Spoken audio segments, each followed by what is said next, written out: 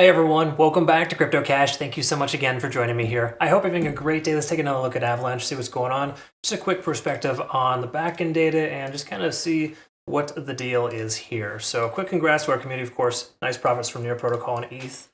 We took some nice trades there recently. It's been a good profitable month for us, but the truth is it's slow and steady. It's not like you're catching a ton of opportunities. This might be the good time right now where most coins are breaking bullish, specifically Bitcoin, and I feel like we're kind of shifting towards the right side of the tracks there. That's a very good sign. So taking a look here at liquidation, we can recognize the majority of this local liquidation has been swept. We can see this range of 20, I think it was as low as about 1840, upwards of $20. You can see that reflected here, this bullish rectangle. That area has been fully swept. In other words, all liquidation above at $20, completely gone. There's some new late shorts at 22, which makes perfect sense. We're overextended. Bitcoin's pulling back. So from a liquidation perspective, majority of all local liquidation has been swept. There's a big chunk at like $26, $25, but that's conversation for another day. When we take a look at liquidation delta, we can see we're very high here to the upside, more bulls than bears. Generally not a favorable sign to try to short into that. More specifically, there's a lot of volume in this coin, flowing into this coin, and that's an important thing to recognize. Most of that volume, though, is in the $19.50 to $20 range. So my speculation, and this is commonplace for situations like this, is for the price action to pull back to its local high and retest that as a new low. I'm expecting $20 to $19.50 to be a potential retest there once this local fair value gap has been filled. Okay? So just some kind of stuff to think about, be mindful of. So take a look here at the daily time frame. I just want to kind of drive this home too, because everyone's kind of just like, oh, we're going to the moon now all of a sudden. The truth is we haven't broken our 50-day SMA or the descending trend line. So while that's nice that we're getting close and it's consolation, that's exactly all it is. Okay? So I'm not kind of trying to rain on your parade. This is still very good stuff.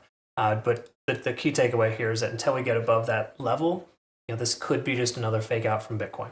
Okay? And Bitcoin's exuding very similar behaviors here on its daily time frame too. We take a look here at the R size.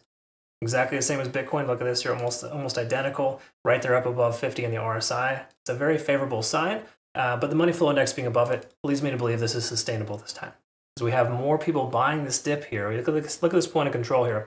1880, we have a massive amount of interest there, open interest there locally, and that's reinforcing support. Okay, so I think the $18 to $20 range is the likely bottom for this coin, if we're even to see that retested. I think $20 should be retested here soon. We'll talk about that. Partially because there's a fair value gap there. It's quite substantial. We had a pretty significant uptrend there to sweep all those short positions. Or sorry, those were some late shorts there that got hit. And now late longs are probably going to get destroyed too on the way down. Again, these are high leverage longs, folks. As long as you're not a high leverage long, you're probably fine. If we take a look here at our side, we're coming right back down to 70. Basically, the realism setting in here that, oh, okay. We're pulling back. We could see a bounce here. This does happen sometimes, but the likelihood of the price coming down a little bit lower makes more sense. Once more, that's all predicated on the fact that Bitcoin should pull back to potentially fill its CME gap or to retest its local high of 86.8.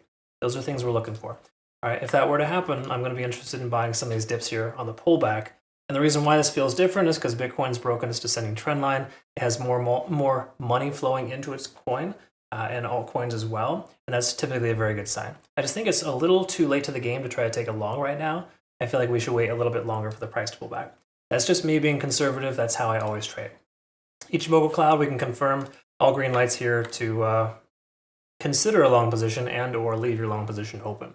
So while I'm not considering a long right now myself, just because we have a lot of bullish confirming factors, and this volume does imply that we're probably more sustainable at this price point, the likelihood of retesting the local high is still quite high to me, so I'm more interested in a low $20 range entry than I am low 21s. Yeah, so that's kind of where we're at there. Either way, I'll post a playout chart on our Twitter, Telegram, and Discord. It's available here if you're not familiar and you're curious to kind of stay abreast there. Make sure you enable notifications and make sure you check out Bitunix too, folks. These guys are phenomenal. No KYC or VPN required.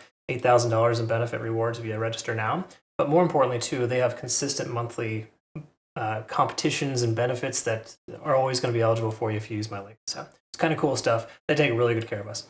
I hope you have a good rest of your day, though. Thank you so much again for being an awesome part of my life. We'll see you again soon. Take care of yourself out there. Bye-bye.